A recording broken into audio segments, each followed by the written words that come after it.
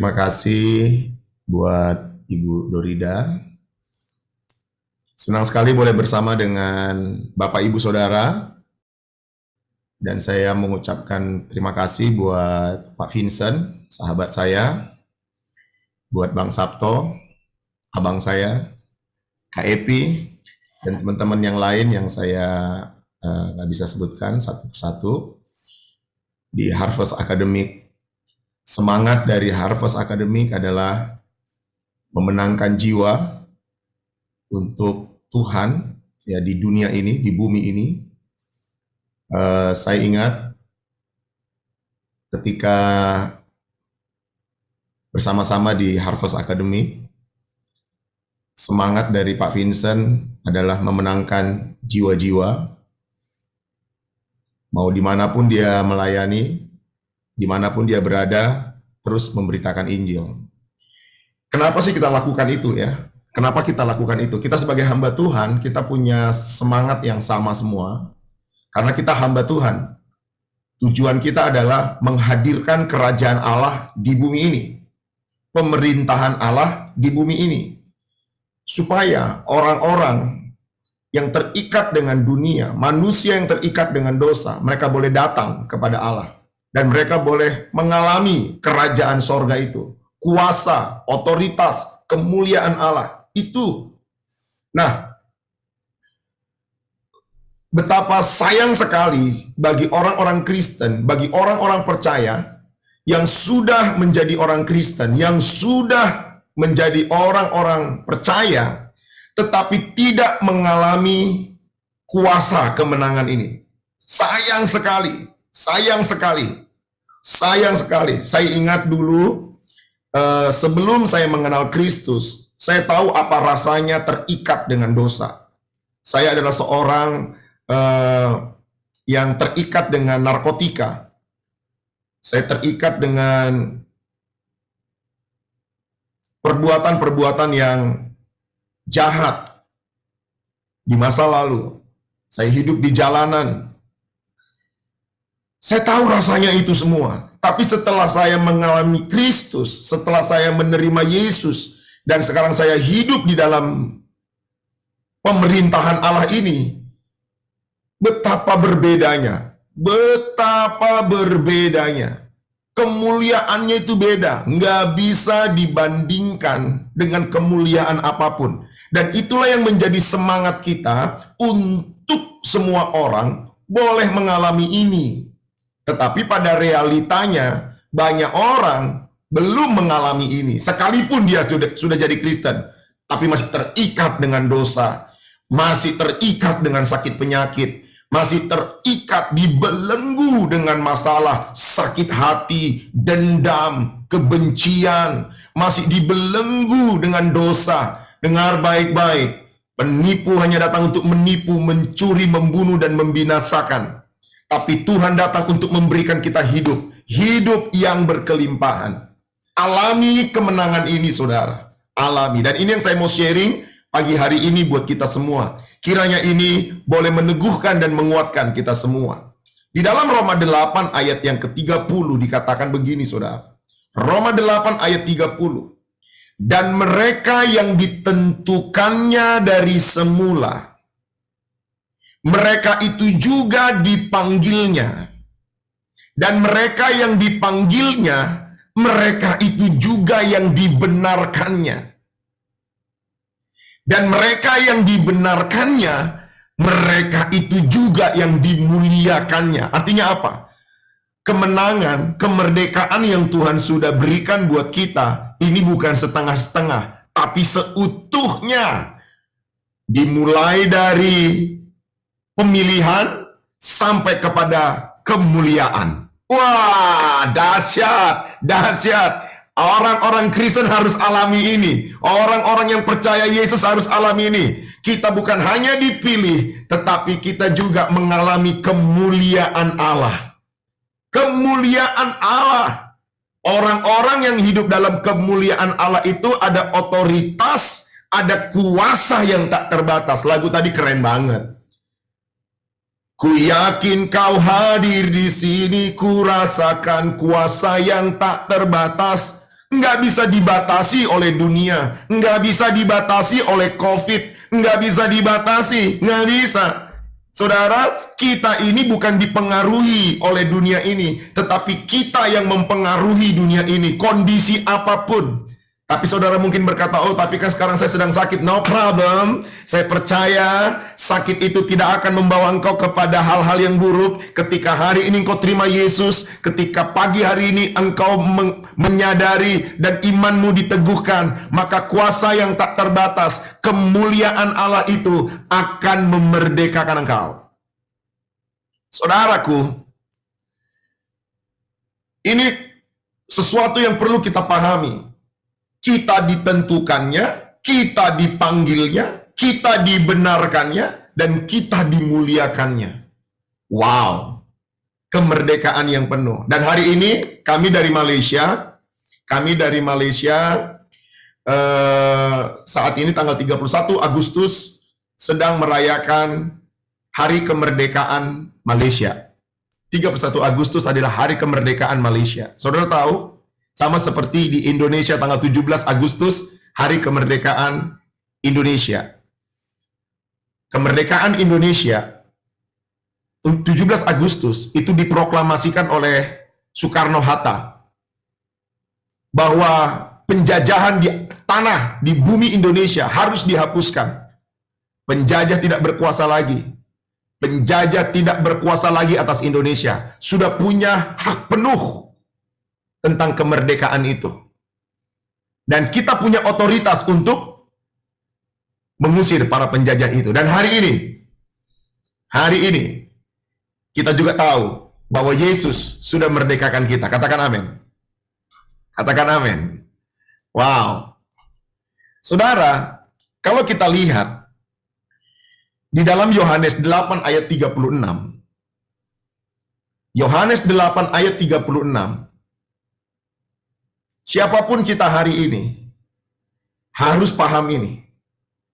Jadi apabila anak itu memerdekakan kamu, kamu pun benar-benar merdeka. Saudara percaya kepada Yesus? Yang percaya kepada Yesus katakan amin. Yesus yang mana saudara percaya? Saya mau beritahu, yang saudara percaya haruslah Yesus yang sudah merdekakan saudara dari iblis, dari setan. Yesus yang telah merdekakan saudara dari kuasa kegelapan ini. Wow. Luar biasa. Itu yang menjadi semangat kita saudara. Makanya kan saya punya prinsip dalam hidup saya ini, bukan di mana saya berada, tapi dengan siapa saya berada. Kalau Allah bersama saya mampu melakukan perkara-perkara besar. Buat semua kita yang ada di tempat ini, kita tahu bahwa Tuhan ada bersama dengan kita. Setan tidak berkuasa atas kita. Penyakit-penyakit tidak dapat berkuasa atas kita. Tetapi Tuhan yang berkuasa atas hidup saya dan saudara. Saudaraku, di dalam kemerdekaan ini, saya ingat bukan hanya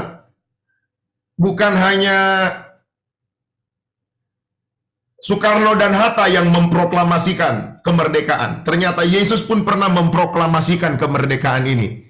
Dan saudara lihat ini benar, ini luar biasa. Orang percaya ketika menghidupi ini, wah, maksimal sekali. Kemerdekaannya ini maksimal sekali, ya. Di dalam Yohanes 19 ayat 30, inilah proklamasi kemerdekaan bagi orang percaya. Yohanes 19 ayat 30 bilang begini, sesudah Yesus meminum anggur asam itu, berkatalah dia, it's finished, sudah selesai, merdeka. Lalu ia menundukkan kepalanya dan menyerahkan nyawanya. Luar biasa. Yesus sudah bilang, Daniel, penyakitmu sudah sembuh. Daniel, masa lalumu sudah selesai. Dorida, penyakitmu sudah sembuh. Vera, masa lalumu sudah selesai. siapapun Anda di tempat ini, Tuhan tidak pernah lagi ingat masa lalu saudara. Hanya setan yang selalu ingat-ingat masa lalu kita. Tapi Tuhan selalu membawa kita kepada masa depan yang penuh harapan. Karena Alkitab katakan tadi, Dia memilih dan memanggil kita. Dia membenarkan kita, tetapi juga Dia memuliakan kita. Allah selalu memakai kita ke depan. Dia tidak pernah membawa kita ke belakang. Dia tidak pernah mengintimidasi kita. Allah yang saya percaya, Allah yang saya tahu, Dia tidak pernah intimidasi orang. Dia selalu membawa kita kepada pengharapan, kemenangan. Haleluya.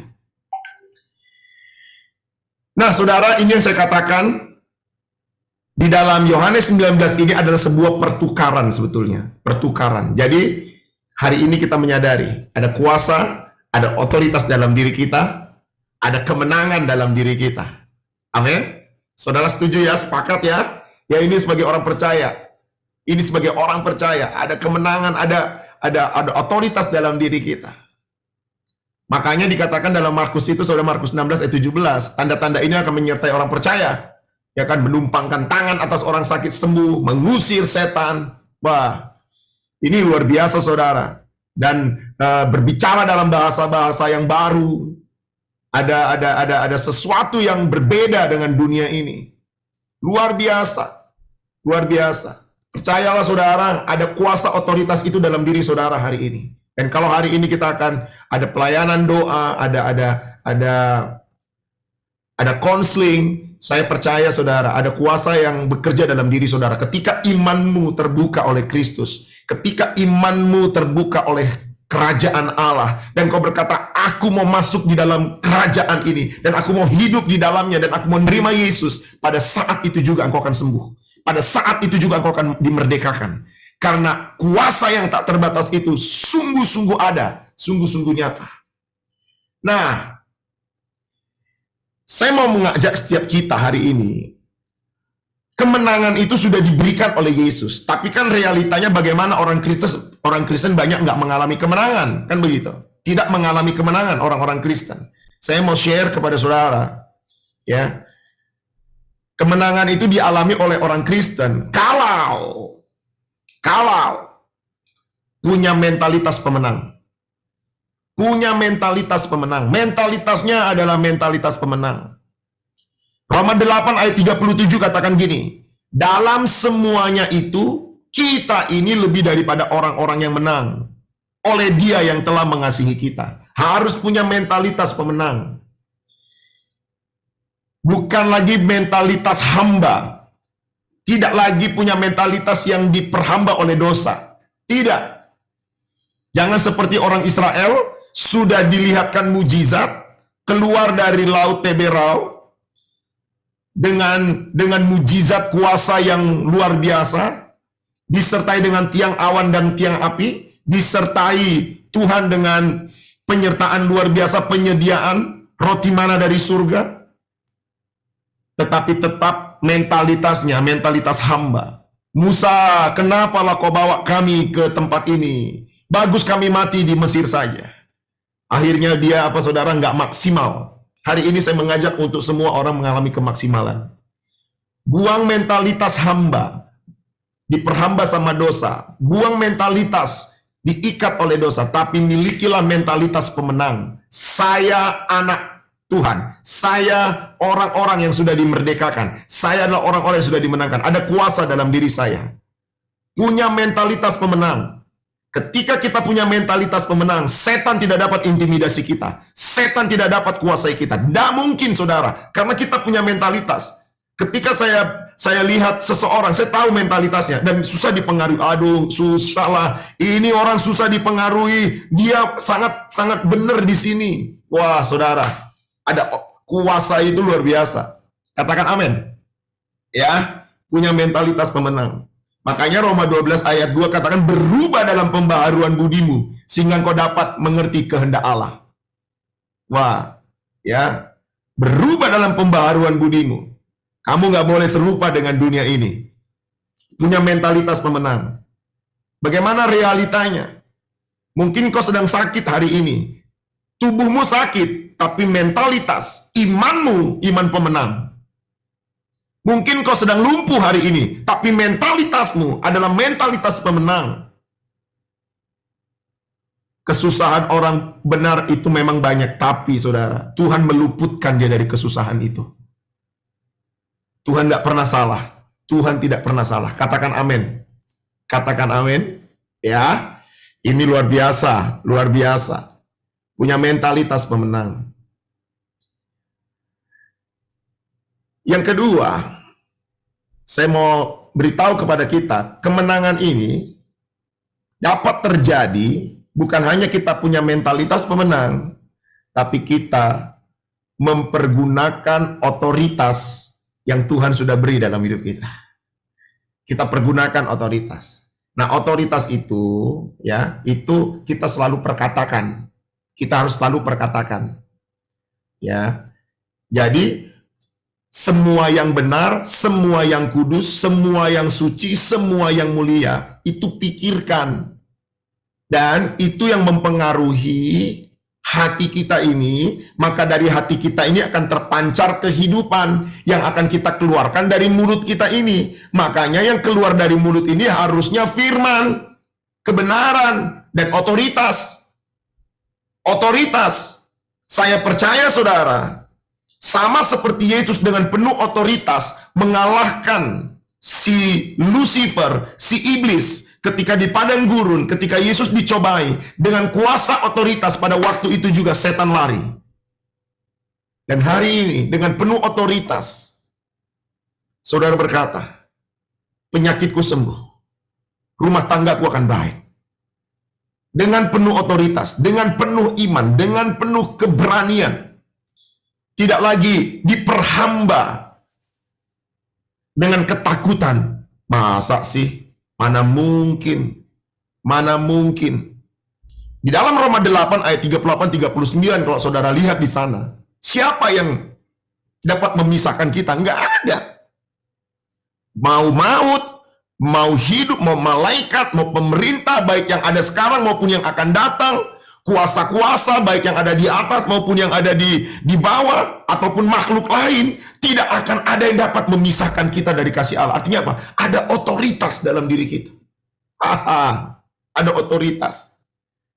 Yesus katakan tadi saudara, sudah selesai. Sudah terjadi pertukaran. Dan Tuhan bukan melihat kita lagi menjadi hamba, tapi kita adalah anak. Kita adalah pemilik otoritas itu.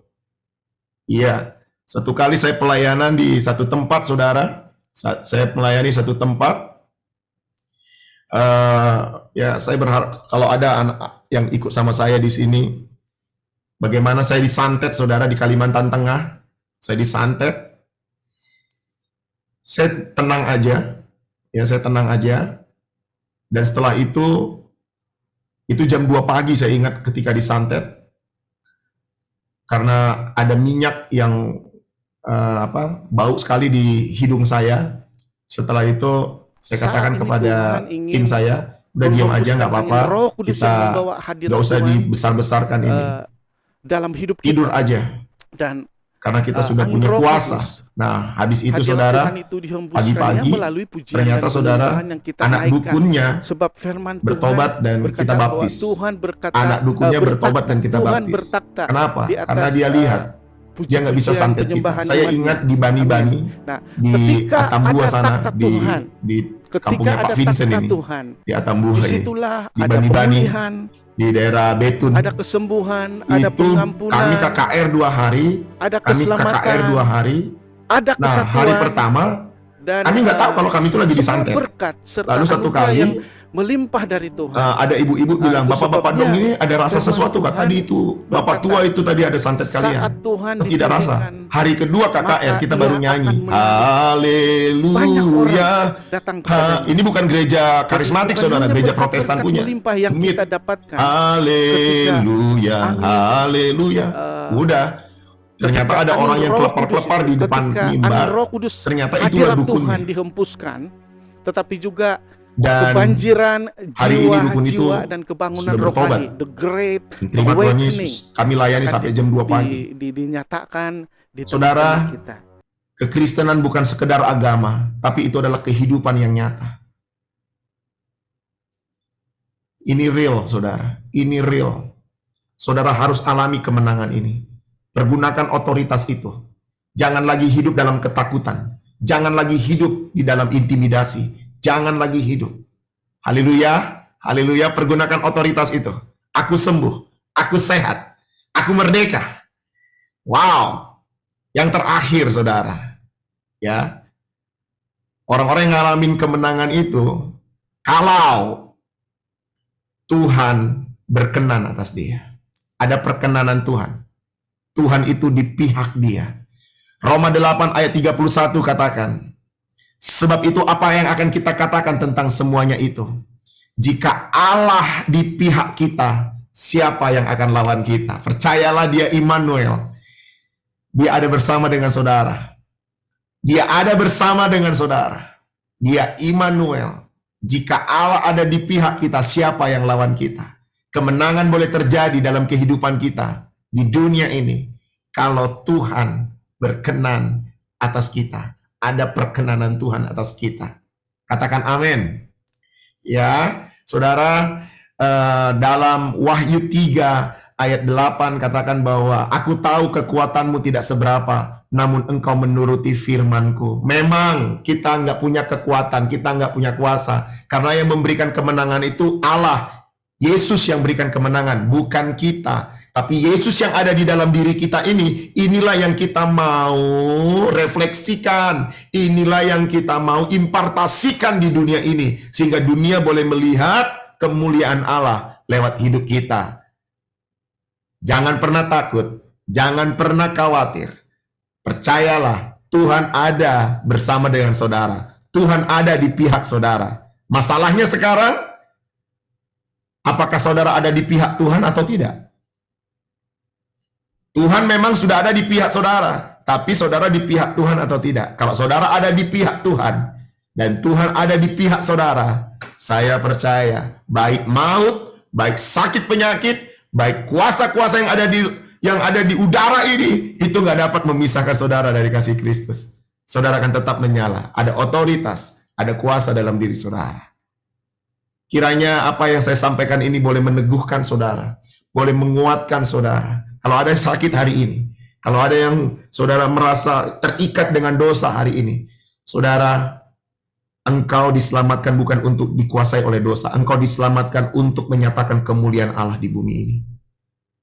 Engkau sebagai orang Kristen bukan dikuasai, diperhamba sama dosa, diperhamba oleh masalah kutuk, tapi engkau diperhamba oleh Kristus. Ketika engkau menjadi hamba Kristus, engkau memanifestasikan kuasa kerajaan Allah. Maka ketika engkau berjumpa dengan orang sakit sembuh. Ketika engkau berjumpa dengan orang yang keterikatan dengan setan, orang-orang tersebut mengalami kelepasan dan kemenangan. Ini ada otoritas Allah dalam hidup kita. Pergunakan itu. Pergunakan itu. Alami kemenangan seutuhnya. Alami kemerdekaan seutuhnya. Saya percaya kemenangan terjadi. Tuhan Yesus berkati kita semua. Mari kita berdoa. Hamba-Mu telah sampaikan isi hatimu di Harvest Akademik di dalam doa pagi bersama ini. Aku sudah sampaikan tentang kemenangan yang seutuhnya. Untuk setiap anak-anak-Mu di dalam Zoom ini tidak ragu-ragu lagi dalam mengiring Tuhan. Tidak ragu-ragu lagi di dalam mengikut Tuhan. Bahkan mengimpartasikan kemuliaan Allah yang hebat itu. Sehingga banyak orang diselamatkan, dimenangkan. Aku berdoa, berkati semua anak-anak-Mu yang ada di tempat ini. Bahkan Harvest Akademik ini pun Tuhan berkati dalam nama Yesus. Terima kasih Tuhan. Terima kasih. Kami bersyukur kepada Tuhan. Dalam nama Yesus kami berdoa. Amin.